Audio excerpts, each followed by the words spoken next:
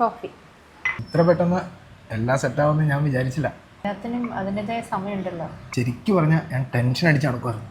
Interior ഡിസൈനുമായിട്ട് ഇനി ആരും tension അടിക്കണ്ട. ഡീസോളിൽ വന്നു കഴിഞ്ഞാൽ A to Z interior solution നിങ്ങൾക്ക് കിട്ടും. മീരെ, നമ്മുടെ വീഡിയോ കമന്റ് ഷെയർ ചെയ്ത് കാണുന്നവർക്ക് എന്താ സമ്മാനം കൊടുക്കണേ?